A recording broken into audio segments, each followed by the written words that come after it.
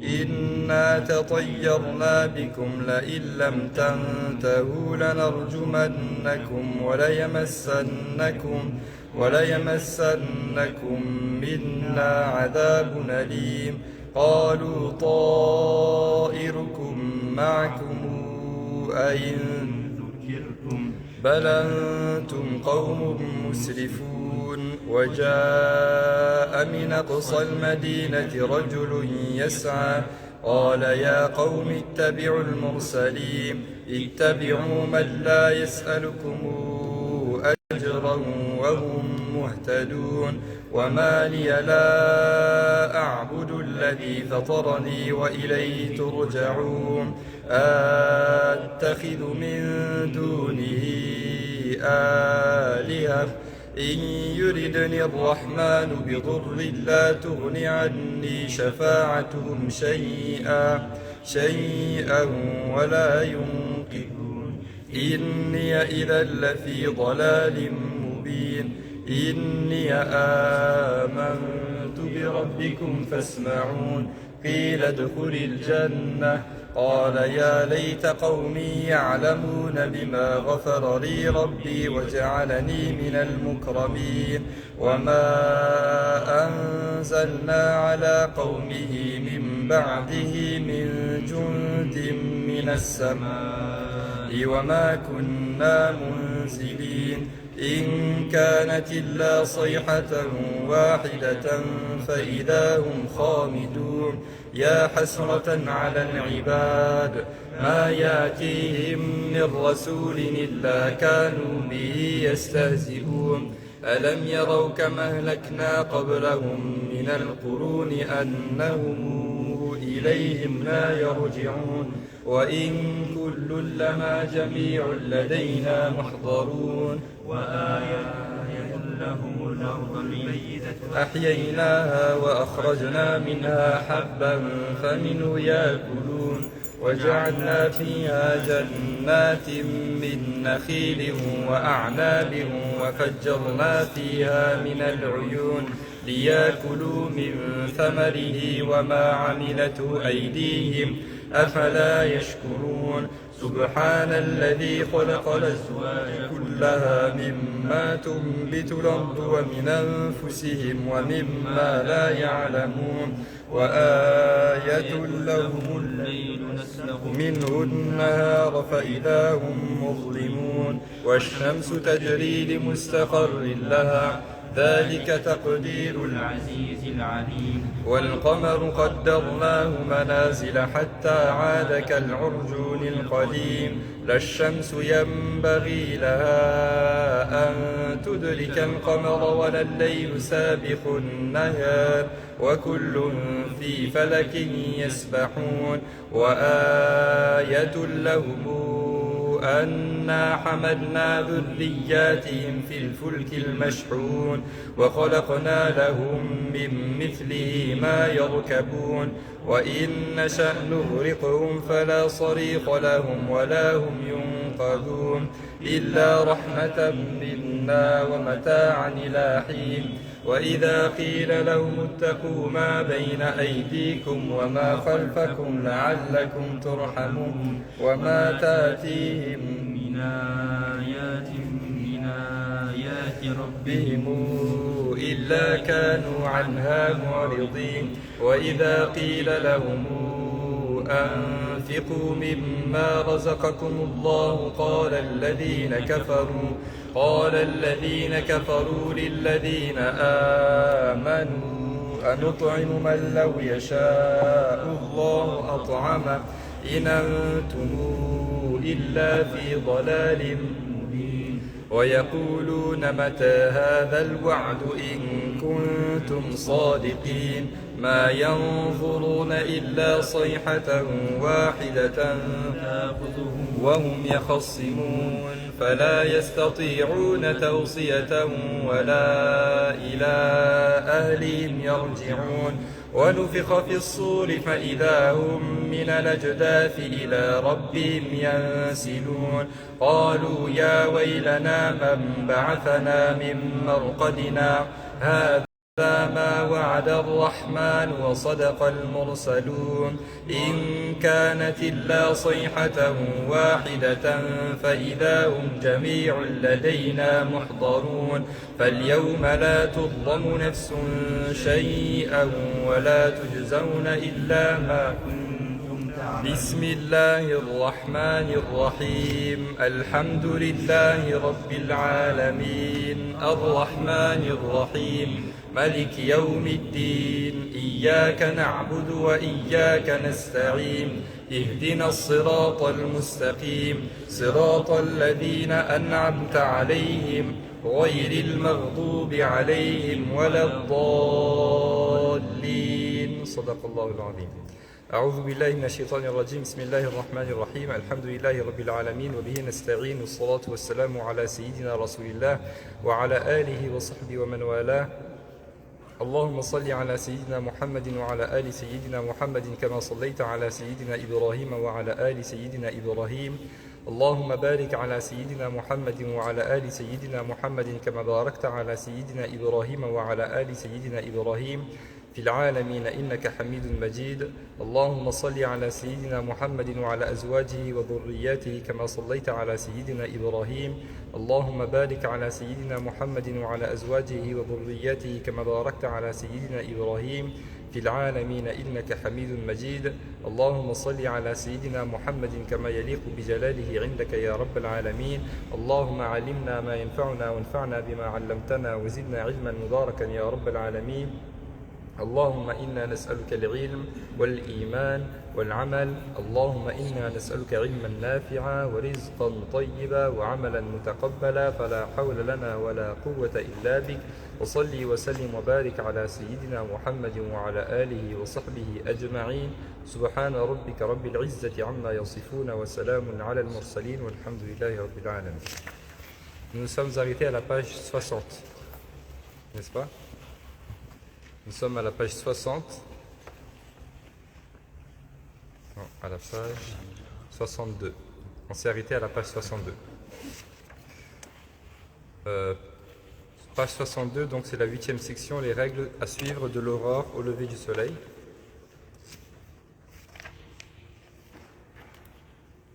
Donc l'imam al-Ghazali, rahimahullah ta'ala wa radi anhu, comme on l'a dit, il ne nous donne pas dans ce livre des règles très profondes de la spiritualité, okay, qu'il faudrait d'autres outils pour comprendre.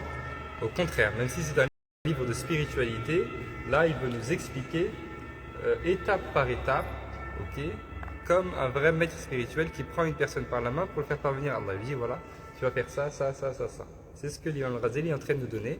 Et ce qu'il nous donne là, c'est le résultat de son cheminement. Donc il a atteint le degré, un très haut niveau dans les sciences extérieures et il a atteint un très haut niveau dans les sciences spirituelles. Il marie les deux et il nous dit si vous voulez réussir, faites comme cela. Et donc nous sommes arrivés un petit peu au moment du lever du soleil. Donc il nous a parlé du fait de faire la prière de Soph, etc. On a parlé de tout cela et on est arrivé un petit peu au moment où la personne a accompli la prière de Soph.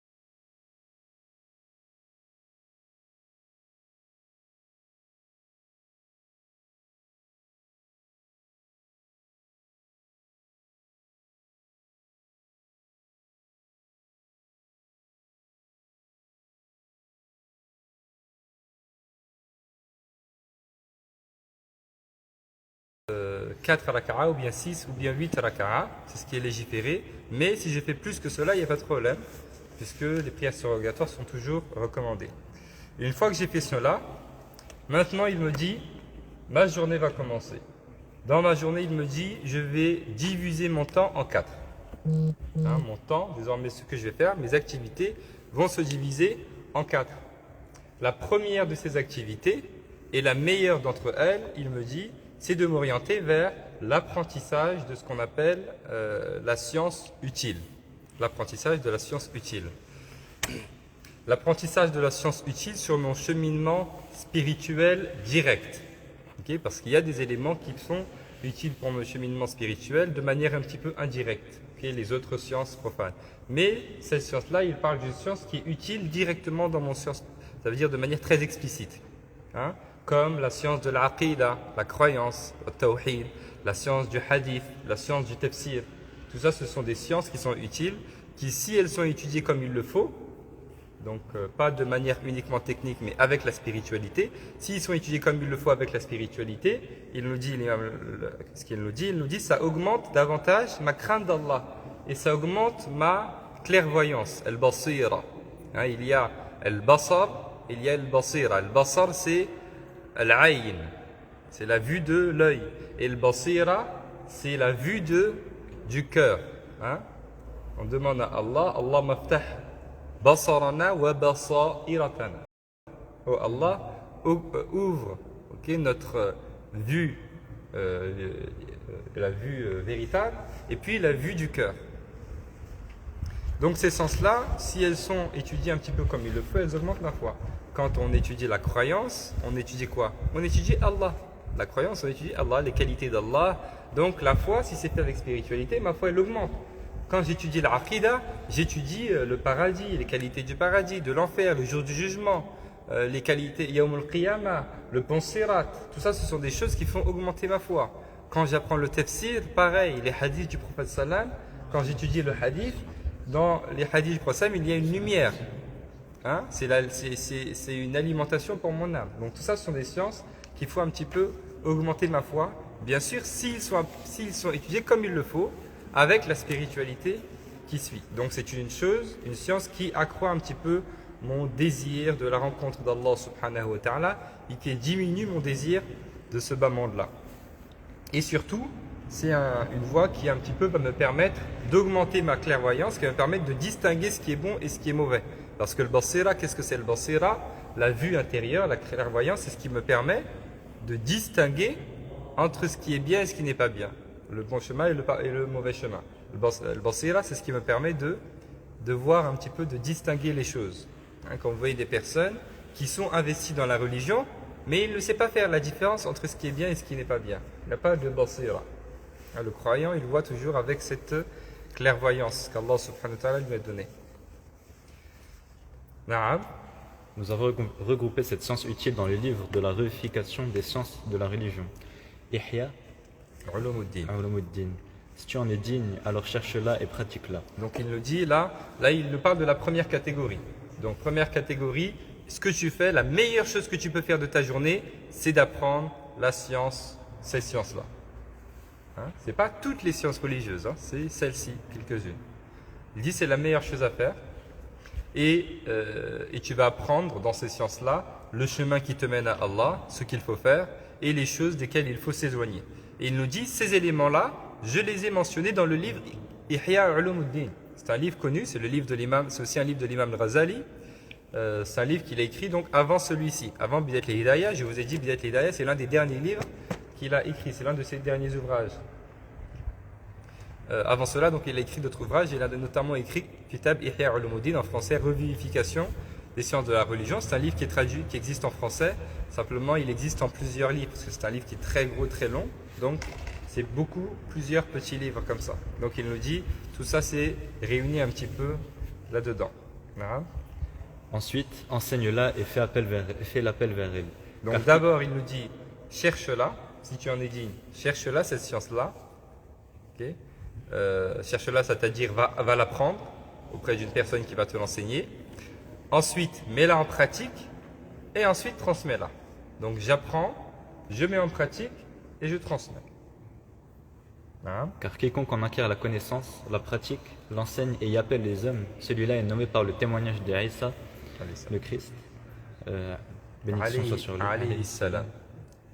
est un grand dans les royaumes des cieux. Dès que tu auras fini tout cela et que tu auras amélioré ton âme, nefs, de l'extérieur et de l'intérieur, et qu'il te restera encore du temps, il n'y aura aucun mal à ce que tu te préoccupes de la science rituelle, selon un madhab, rite ou école, pour connaître certains détails rares dans l'adoration de Dieu, et comment intervenir pour juger et séparer les hommes dans les différends qui les opposent, tous préoccupés qu'ils sont par les vices de la vie. Cela fait aussi partie des obligations sociales, Furud el-Kifaya, après avoir rempli les obligations personnelles. Donc il nous dit toujours dans cette catégorie de l'apprentissage de la science, vous voyez, il fait la différence entre ces sciences-là qu'il a mentionnées comme le hadith, comme le tafsir, comme l'aqidah, etc., qui ici sont faites vraiment que la spiritualité, ce sont les premières choses qui peuvent un petit peu faire augmenter ma foi. Il fait la différence entre ces sciences-là et d'autres sciences religieuses, comme par exemple cette partie du fiqh. Il nous dit, une fois que tu as fini avec ça, ou que tu es bien engagé là-dedans, que tu sais un petit peu que ton âme a pris un petit peu le chemin, et que tu as appris un petit peu ce qui est nécessaire, ce qui est obligatoire, là tu peux t'orienter vers l'apprentissage de sciences religieuses toujours, mais qui ne sont pas vraiment obligatoires. Parce que dans le fiqh, il y a des choses obligatoires. Hein. Ce qui est obligatoire pour moi de faire, il est obligatoire pour moi de l'apprendre. Et le reste, ce n'est pas obligatoire pour moi. C'est une obligation collective. Hein, par exemple, maîtriser les règles de comment je fais la prière, etc., ça sont des obligations pour tout le monde. Par contre, maîtriser par exemple les règles du commerce, c'est une obligation aussi, mais c'est une obligation collective. C'est-à-dire qu'il est obligatoire que dans la communauté, à l'endroit où on est, il y ait des gens qui le maîtrisent. Pour que si on veut faire du commerce, on puisse aller leur poser des questions. Si personne ne sait, personne ne peut répondre aux questions, donc personne ne peut le pratiquer, donc on ne peut pas vivre comme Allah nous le demande. Donc on est en dehors de l'objectif pour lequel Allah nous a créés. C'est clair? Donc si je maîtrise les obligations un petit peu obligatoires, les obligations individuelles, je peux m'orienter vers ce qui est un petit peu moins important. Vous voyez, il a mentionné là le madhab. À l'époque, il n'est pas nécessaire pour les gens de maîtriser le madhab, même de connaître le madhab. Parce que les gens, ils vont voir leur savant ou leur imam et ils vont poser la question et mettre en pratique. Même si il sait pas, on leur parle pas de madhab. Okay, aujourd'hui, on parle aux gens de madhab parce que les gens eux-mêmes, ils ont accès aux choses un petit peu sur Internet, etc. Donc on leur dit, ok, vous avez les informations, mais prenez les informations de votre madhab. Mais à la base, si ma référence c'est juste une personne, okay, la personne qui m'enseigne, donc j'ai pas besoin de connaître madhab, pas madhab. Je pose la question, il me dit, je fais. C'est clair? Donc, Furud al-Kifaya, on l'a expliqué à plusieurs reprises, ce sont les obligations collectives. Naam. Si ton âme t'appelait par lourdeur et fainéantise à abandonner ce que nous t'avons conseillé par les awrad, des awrad. Awrad, c'est le pluriel de wird. Hein? Wirdun wahidun awradun kathira. Un wird, des awrad. Donc là, qu'est-ce qu'il est en train de nous dire? Il nous dit, attention, oui, la meilleure chose à faire, c'est que tu t'orientes vers l'apprentissage de la science religieuse, de ces sciences religieuses-là. Mais il nous dit, si l'apprentissage de ces sciences religieuses te pousse à délaisser les awrad, parce qu'il nous a parlé d'un certain nombre de awrad, vous vous souvenez? Il nous a donné des du'a à faire, etc. Il nous dit, si l'apprentissage de la religion, même si c'est cet apprentissage obligatoire, il te pousse à délaisser tes du'a, ton zikr, tes prières avec Allah, alors sache que c'est un piège de shaitan. Pourtant, c'est quelque chose de bien d'apprendre la religion. Mais il te dit, attention, si ça te pousse à avoir de la fainéantise dans tes awrad, alors c'est un piège de shaitan. Parce que shaitan, il essaye de nous avoir, c'est vrai, par les choses haram, mais aussi par les choses halal. Ok? La personne qui est engagée, par exemple, sur le chemin qui mène à Allah, shaitan ne va pas venir lui dire, vas-y, va boire de l'alcool. Ou bien va là-bas en boîte de nuit, ou va faire ça. Parce qu'il sait très bien que la personne, elle est dans un autre niveau. S'il vient me dire boire de l'alcool, je vais dire qu'est-ce que tu veux, toi? C'est même pas imaginable. C'est comme si un ami il vient me dire, il me connaît. Il sait que je fais la prière, que je pratique la religion, que je vais à la mosquée, que je suis très sérieux. Il dit, viens, on va braquer une banque. Je vais le regarder avec des gros yeux. Donc, Shaitan, il connaît ça. Donc, il ne va pas nous tester avec ça. Donc, qu'est-ce qu'il va faire? Il va essayer de nous avoir par des choses de la religion. Et des choses qui sont du bien. Hein? Des choses dans la religion même, il va essayer de nous piéger là-dedans. Comme là, l'exemple du fait de dire, vas-y, tourne-toi vers l'apprentissage de la religion, et ça te fait délaisser tes awrad. Ok? Et si tu apprends la religion, sans alimenter ton lien avec Allah, à quoi ça sert? Okay, donc là, il nous dit c'est un piège de shaitan. Il dit si ton âme t'appelait par lourdeur et fainéantise à abandonner ce que nous t'avons conseillé comme awrad et des invocations, sache alors que shaitan le maudit a planté dans ton cœur la maladie cachée, l'amour de l'argent et de la gloire. La personne va apprendre les sciences religieuses, okay, sans avoir son lien avec Allah. Elle n'a pas de lien avec Allah, elle a un lien avec les gens. Et le lien avec les gens, c'est les gens qui viennent s'asseoir et qui l'écoutent et qui lui donnent de l'importance. Donc, la valeur, l'amour du prestige, l'amour du fait d'être écouté, etc. Vous voyez comment Shaitan, il peut un peu nous avoir par des choses de bien.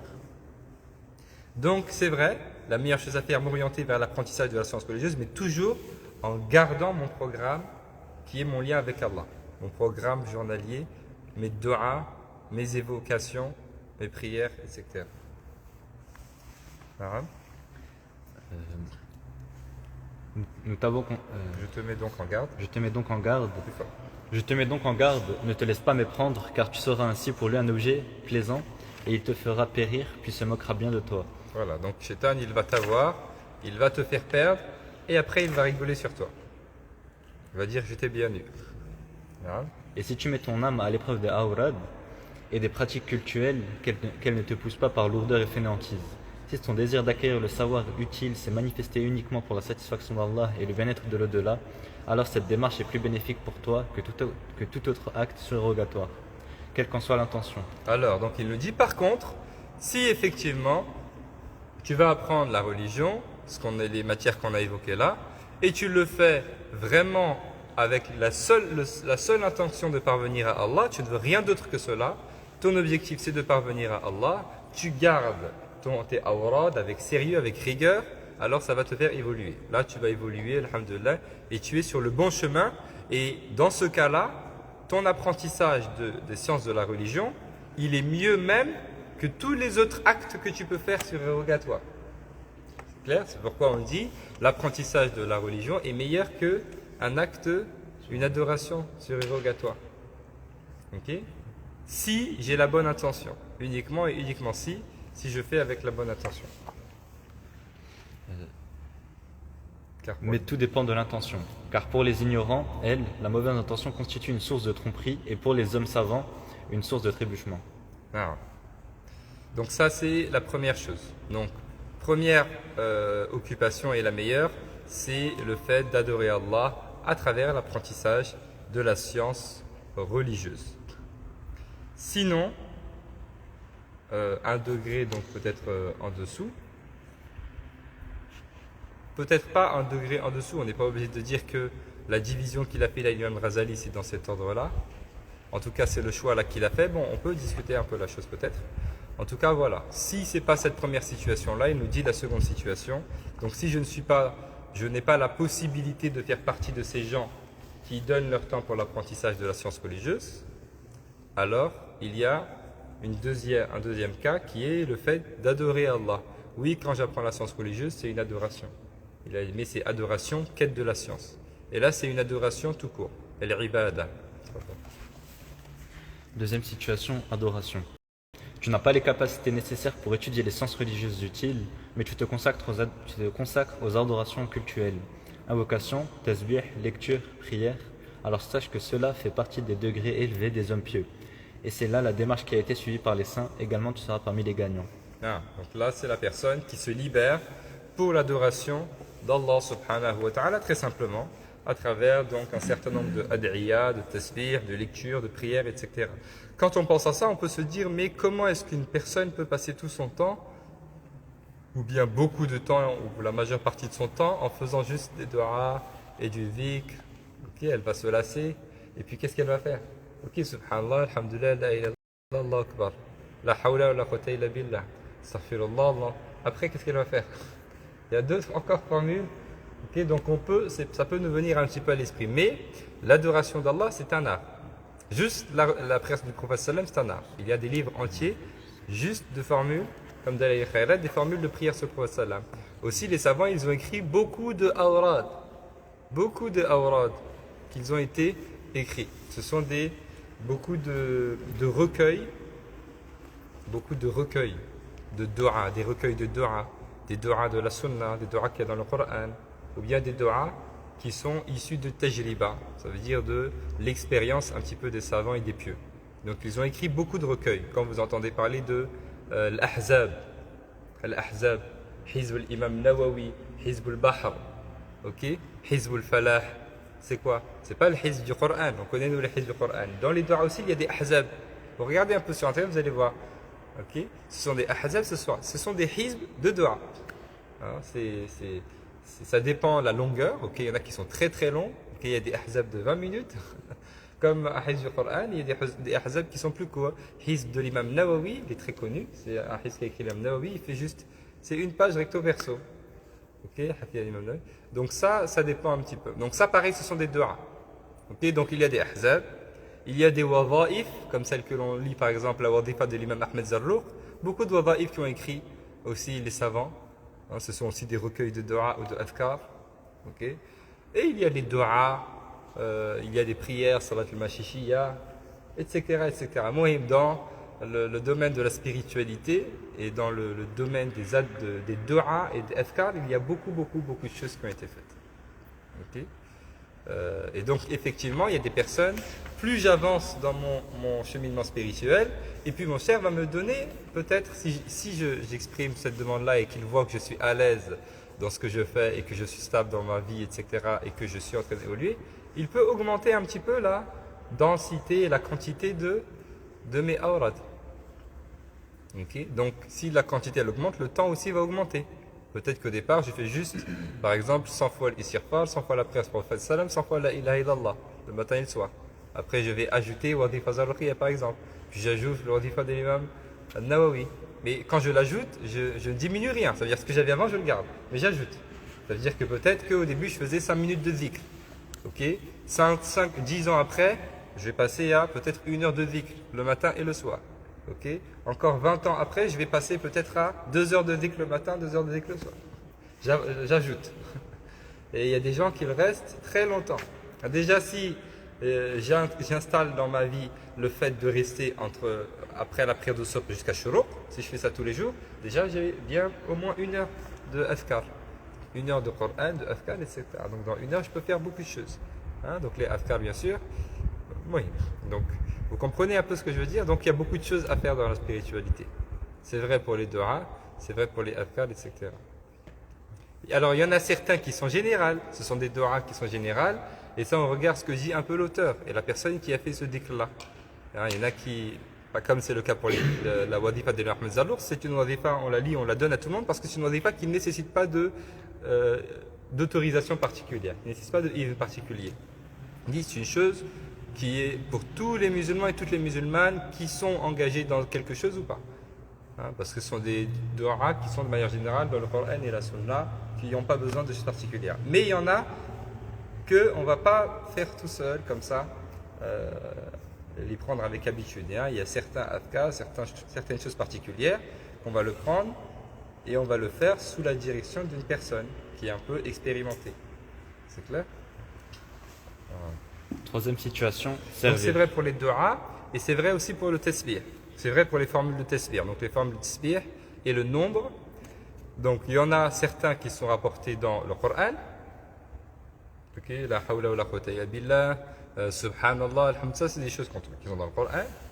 Il y en a certains que l'on retrouve dans les hadiths du prophète sallam. Subhanallah wa bihamdi, subhanallah al-azim, hasbunallah wa ni'mal wakil. Ok. Ça, on les retrouve dans le Coran. Et puis, il y en a d'autres que l'on prend des savants, très simplement. Les savants qui sont versés dans cette science-là, ils écrivent aussi des formules. Donc ça, c'est cet ordre-là. Les meilleurs dua, les meilleurs adhkar, c'est ceux qu'on retrouve dans le Coran. Ensuite, ceux qui sont dans la Sunna. Ensuite, ceux qui nous sont donnés par les savants. Et ensuite, ceux que l'on peut faire nous-mêmes. Je peux faire mes propres dua, etc. Donc c'est vrai pour le tasbih, c'est vrai pour les prières sur le prophète sallallahu alayhi wa sallam, etc. Et il nous dit ça fait partie des degrés élevés des hommes pieux. Donc, ce sont des personnes qui adorent Allah subhanahu wa ta'ala et ça fait partie de ceux qu'Allah a évoqués dans le Coran. Al-Nabi'in, Al-Siddiqin, Al-Shuhada'i wa Salihin. Salihin, ce sont les saints, les pieux. Donc, également, si tu fais cela, tu seras parmi les gagnants, Inch'Allah. Imaginons que tu ne peux pas non plus faire partie de cela. Alors ça, il faut prendre en considération notre contexte. Donc, bien sûr, à l'époque, euh, les personnes n'avaient pas toutes les occupations qu'on a nous. Et même si nos occupations ne sont pas vraiment des occupations, mais ils n'ont pas tous les outils et les gadgets qu'on a aujourd'hui. Okay? Même si j'ai du temps, mon téléphone me prend peut-être 20 minutes sans que je me rende compte. Hein? Si on supprime tous nos téléphones portables, déjà vous pouvez être sûr qu'on va pouvoir ajouter des activités de notre vie. Parce qu'il y a automatiquement un temps qui va sur le téléphone portable, automatiquement, c'est automatique, sans qu'on s'en rende compte. Alors il peut diverger, peut-être pour une personne dans toute sa journée c'est 1 heure, pour une autre personne dans toute sa journée c'est 2 heures. Si on additionne le nombre de fois où je regarde mon téléphone et que je lis mes messages, que je lis les publications, ça va me donner un temps. Donc, rien que ce temps-là, imaginez-vous qu'avant, quand il n'y avait pas de téléphone, ils avaient ce temps-là de libre. Donc qu'est-ce qu'ils faisaient? Ils avaient plus de temps par exemple pour faire du dhikr.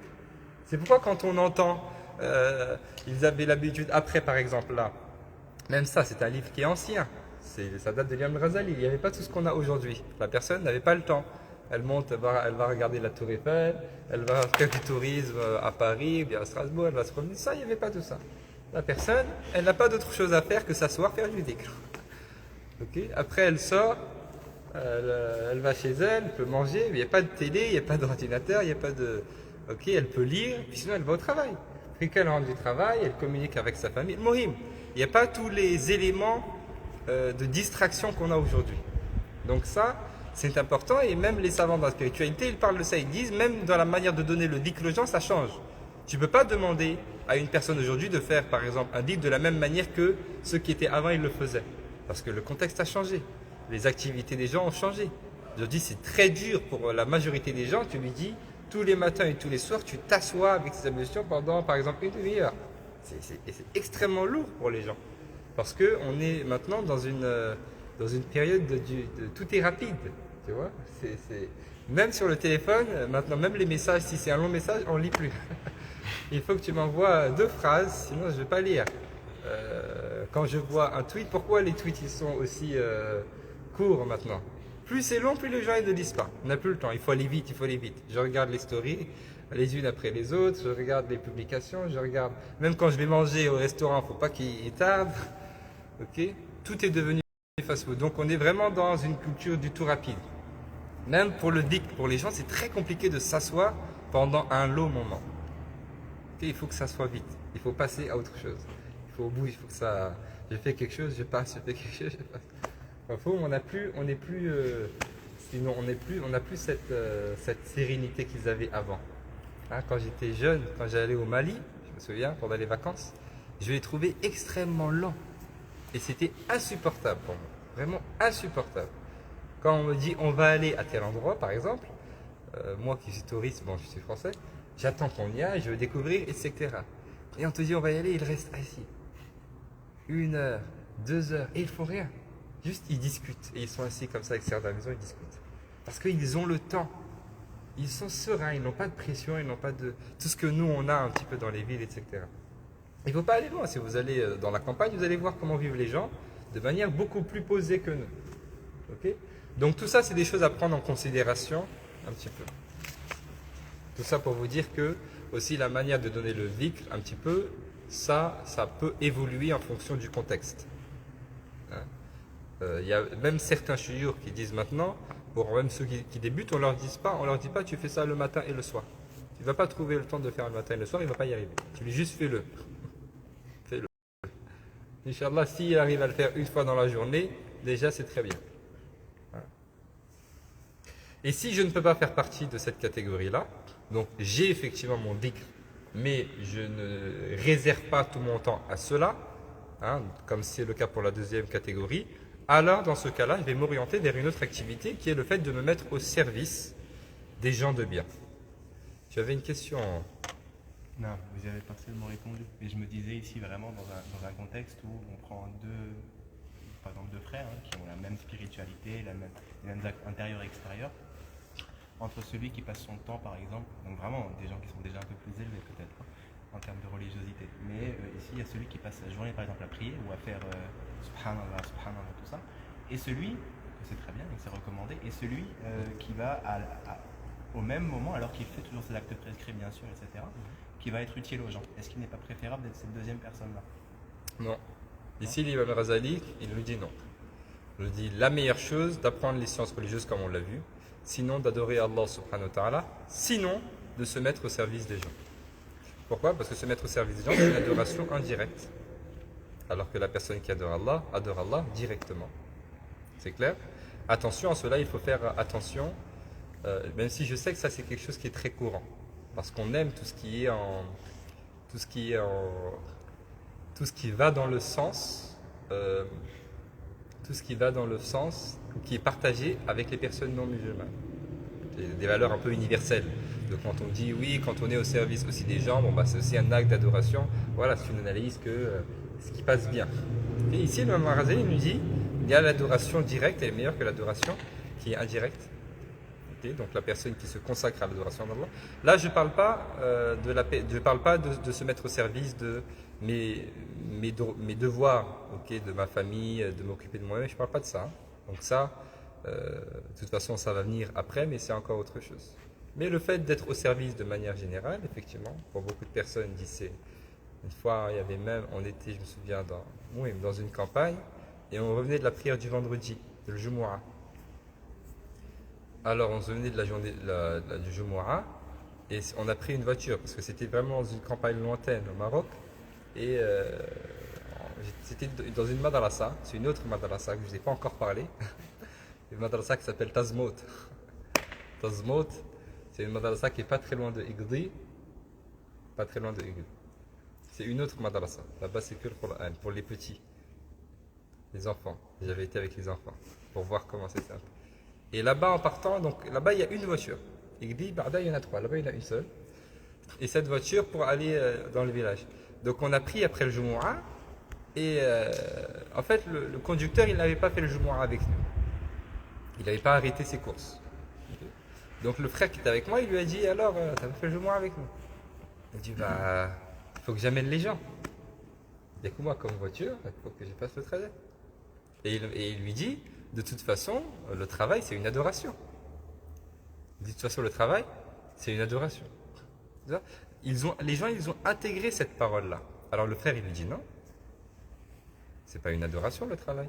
Où est-ce que tu as vu que le travailler, c'était une adoration? Où est-ce que tu as vu que travailler, c'est pareil que faire la prière? La personne qui se tient debout devant Allah subhanahu wa ta'ala et qui parle avec Allah, avec concentration et dévotion, la personne qui au même moment est au volant de sa voiture et qui fait autre chose, c'est pas la même chose. La récompense va peut-être être la même, le profit sera jamais le même. C'est pas possible. Il y a une différence entre les deux. C'est clair? Donc là, c'est une personne qui délaisse quelque chose de religieux et qui dit, de toute façon, je suis au service des gens. Même si les personnes qu'elle a dans sa voiture, c'est pour les amener au Jumu'ah, mais lui, il ne fait pas le Jumu'ah. Okay? Donc il faut bien faire attention et bien catégoriser les choses. C'est important. Na'am, innamal a'malu binniyat, les actes ne valent que par les intentions. Il y a l'intention, elle est importante. Ces intentions aussi, elles sont catégorisées. Et puis il y a le profit et ce que l'on tire de cela. Et le profit, ce n'est pas la même chose. Deux personnes qui ont l'intention de venir faire la prière en groupe à la mosquée, deux personnes qui ont cette intention et cette détermination, les deux personnes vont être récompensées. La personne qui le fait effectivement va avoir un profit que la personne qui ne le fait pas effectivement n'aura pas. C'est pas la même chose. C'est clair? Oui. D'accord, il n'y a pas de parole qui dit que le travail est l'adoration. Non. C'est pas une parole qui n'existe. Par contre, le sens peut être vrai quand on parle de l'intention. Quand on parle de l'intention, effectivement, le sens est vrai. Parce que dans le sens où le fait d'accomplir ses devoirs un petit peu religieux, effectivement, c'est une forme d'obéissance à Allah subhanahu wa ta'ala. Et c'est mon devoir religieux, c'est une obligation pour l'homme de subvenir aux besoins de son foyer, notamment. C'est clair? Dans ce sens-là. Et donc, se mettre au service. Tu te consacres aux choses qui sont bénéfiques aux musulmans, qui rendent la joie dans les cœurs des croyants. Alors, il ne faut pas comprendre ce que je dis, c'est pas que on n'a pas de récompense à le faire. Hein, si je le fais avec la bonne intention, je suis récompensé. Mais il faut bien catégoriser les choses. Tout ne se vaut pas. Tout ne se vaut pas. Et malgré tout, Allah n'a pas permis à tout le monde de tout faire. Tout ne se vaut pas. Et Allah n'a pas permis à tout le monde de tout faire. Okay? Mais Allah est juste. Donc si j'ai l'intention, je ne peux pas. Allah me donne la récompense, Inch'Allah. Même si le profit ne sera pas le même. Après, c'est chacun et ce qu'Allah subhanahu wa ta'ala lui a permis. Et puis, c'est chacun et l'effort qu'il fait un petit peu dans sa vie. C'est clair? Donc, un imam, par exemple, qui passe son temps à la mosquée, et donc qui est beaucoup récompensé, parce qu'il passe beaucoup de temps à la mosquée. À partir du moment où il rentre dans la mosquée, il met l'intention de l'i'tikaf. S'il reste toute la journée, il en est i'tikaf toute la journée. Okay? Et une personne qui, par exemple, va à la fac, donc bien sûr, le profit ne sera pas le même. Mais c'est le choix d'Allah. Comme il nous dit, il a dans une de ses sagesses, hein? Soit comme Allah veut, à l'endroit où il t'a mis. Là où il t'a mis, œuvre comme il veut que tu œuvres. C'est le choix d'Allah. S'il avait voulu te mettre autre part, il t'aurait mis autre part. Mais il a voulu te mettre ici, donc accepte le choix d'Allah et œuvre de la meilleure manière, et il va te récompenser de la meilleure manière. C'est clair? C'est le choix d'Allah. Haythu aqamak. Et ne cherche pas à changer le choix d'Allah. Okay? Tu peux avoir des intentions et des déterminations, mais dans tous les cas, tu acceptes le destin d'Allah subhanahu wa ta'ala. Oui. Donc ici, quand le prophète sallallahu alayhi wa sallam dit dans le hadith qu'il lui est préférable d'aider un frère à un mois de i'tikaf, je crois, je ne sais pas si c'est un mois ou une semaine, un mois. Ici, du coup, quel est le sens par rapport à cela? Est-ce qu'il parle du profit, de la récompense, des deux? Quel est le... Effectivement, moi, c'était pour ça que je pensais qu'il était préférable si on prend deux individus et que les deux font bien évidemment les actes prescrits par Allah, subhanahu wa ta'ala, qu'il était préférable d'être quelqu'un d'utile pour les gens que d'être une personne qui passe son temps à faire subhanallah sans pour autant le dénigrer, sans pour autant le rabaisser par rapport à cela. Ici, l'avis de l'imam Al-Ghazali, rahimahullah ta'ala wa radi anhu, c'est le fait que cet acte d'adoration, qui est un acte d'adoration direct, est meilleur que le fait de se mettre au service des gens. C'est clair, y compris des gens de bien. Et donc l'irtikaf, si c'est une personne qui, c'est son activité, parce que là on parle de personnes dont c'est l'activité principale, hein, la première catégorie, son activité principale, c'est l'acquisition de la science. Sinon, deuxième catégorie, son activité principale, c'est l'adoration d'Allah subhanahu wa ta'ala. Mon activité principale, c'est celle-ci, il n'y a pas meilleur à faire pour moi. Donc si c'est l'irtikaf, il n'y a pas meilleur à faire pour moi. Et il y a des personnes effectivement qui se sont libérées pour cela. Okay?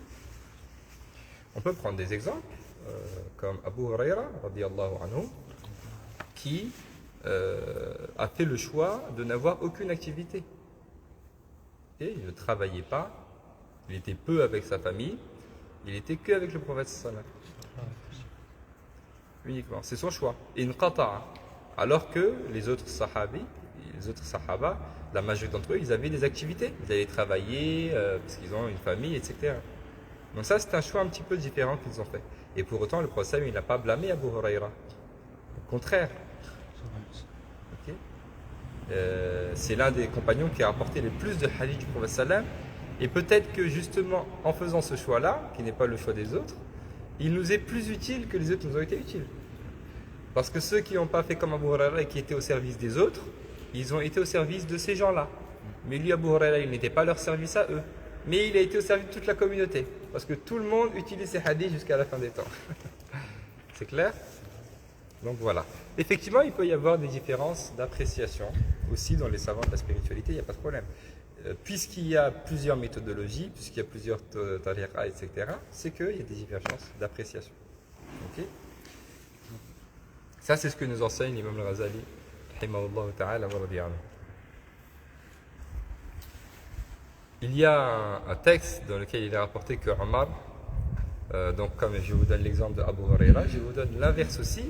Omar, il est rentré dans la mosquée, il a trouvé un jeune en pleine journée dans la mosquée allongé. Je ne sais plus s'il était allongé ou il était en train de faire autre chose. Bon, il l'a trouvé dans la mosquée. Omar, il l'a vu, il lui a mis une claque. Il lui a dit, qu'est-ce que tu fais là? Va travailler. Okay? Il lui a dit chaque chose en son temps. Il y a le temps pour l'adoration, pour la mosquée, pour les cours, et il y a le temps pour aller travailler. C'est clair? Donc voilà, il y a les deux. Inch'Allah. Poursuis. Où tu t'adonnes à des activités qui facilitent les bonnes œuvres pour les bienfaisants, telles que servir aux fuqaha, aux soufis, serviteurs assidus de l'islam, aux religieux, tu te consacres à leurs tâches ordinaires, blanchissage, cuisine, etc. Nourrir les pauvres et les nécessiteux, rendre visite par exemple à des malades, accompagner les morts, tout cela est mieux que les actes cultuels, surérogatoires, car ces actes sont en même temps des actes d'adoration et aussi d'affection pour les musulmans. Donc il nous dit, rahimallahu ta'ala wa radiya anhu, sinon tu te mets un petit peu au service des gens. Donc tu te mets au service des gens. Il a cité certaines catégories de personnes. Premièrement, servir les fuqaha. Donc les fuqaha, normalement la définition, donc c'est la personne qui maîtrise le fiqh. Donc c'est un juriste ou une juriste. Ok. Ce sont les savants de manière générale, ou bien aux soufis. Donc le soufi, c'est la personne qui ici a atteint un haut degré de purification de son intérieur et qui s'est libéré justement pour l'adoration d'Allah, subhanahu wa ta'ala, pour un certain nombre d'entre eux, ou même s'ils ne se sont pas libérés, en tout cas, ils sont connaisseurs du chemin qui mène à Allah. Hein, donc c'est comme les fuqaha, mais dans le domaine de la spiritualité. Ou bien les religieux de manière générale, etc. Se mettre à leur service. Hein, donc être au service aux gens de la religion, parce qu'on sait qu'ils ont du mérite, ils ont beaucoup de mérite, et ils ont beaucoup d'honneur. On se met à leur service, pas pour eux, mais pour Allah. Et c'est pourquoi quand vous regardez souvent les savants quand ils se déplacent, vous voyez, ils sont suivis. Ils sont toujours suivis, il y a des gens avec eux. Alors, il faut le faire avec la bonne intention, pas pour la personne. Je le fais pour Allah subhanahu wa ta'ala. Parce que je sais qu'auprès d'Allah, il y a une grande récompense à cela. Alors, Allah subhanahu wa ta'ala a fait que la personne qui se rabaisse pour Allah et s'humilie pour Allah s'élève. Et le plus haut degré d'élévation, c'est d'être esclave d'Allah. C'est pourquoi Allah subhanahu wa ta'ala a qualifié le prophète sallallahu de serviteur.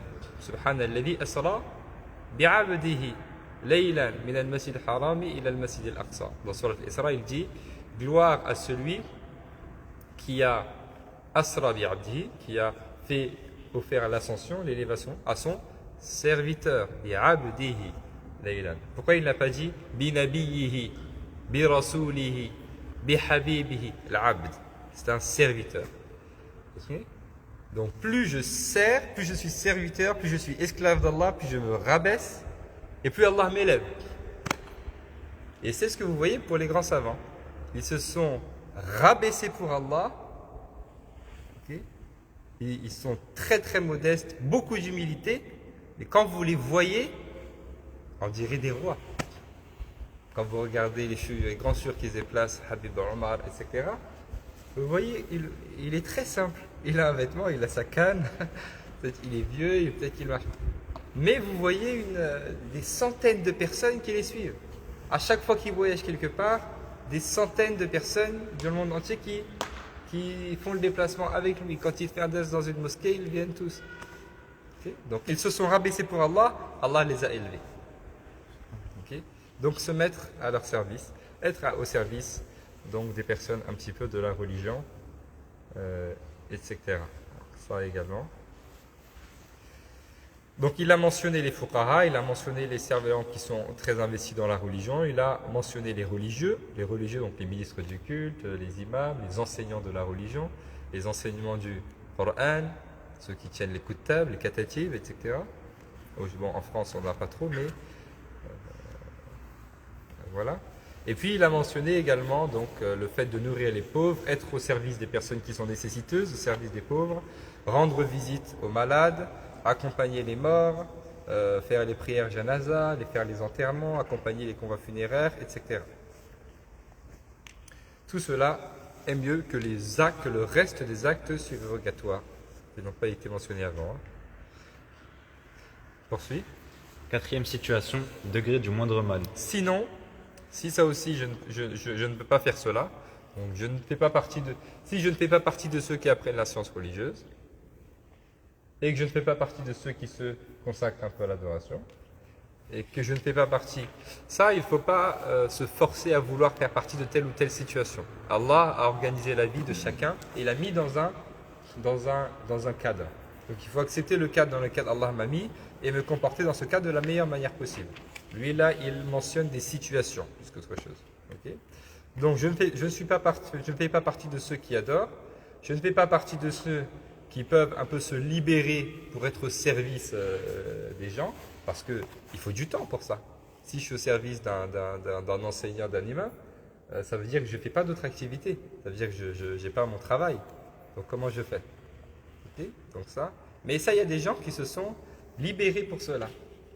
Ou bien être au service aussi des étudiants en sciences religieuses. Moi, quand j'étais installé à Fès, on avait par exemple un Muqaddam s'appelle, c'est-à-dire Azdi, qui était à notre service. Et nous, on était occupés dans l'apprentissage du Coran, l'apprentissage des livres, suivre nos cours, etc. Et lui, il le faisait à manger, il le faisait tout. Ok. Et subhanallah, en plus, c'est à cause de nous qu'il a recommencé à le faire. Il faisait ça. Mouchardage, etc. Ou ta main, vol, agression, etc. Et tout en protégeant ta religion, en ne commettant aucune transgression. Donc il nous dit, sinon, si je ne suis pas dans les situations précitées, alors je suis dans la situation de la personne qui s'occupe de ses besoins personnels et de ses besoins familiaux. Okay. Il faut que j'aille à la fac parce que j'ai cours, il faut que j'aille au lycée parce que j'ai cours, il faut que j'aille travailler parce que je suis chef de famille, j'ai une famille à nourrir, j'ai un loyer à payer, donc il faut que j'aille travailler.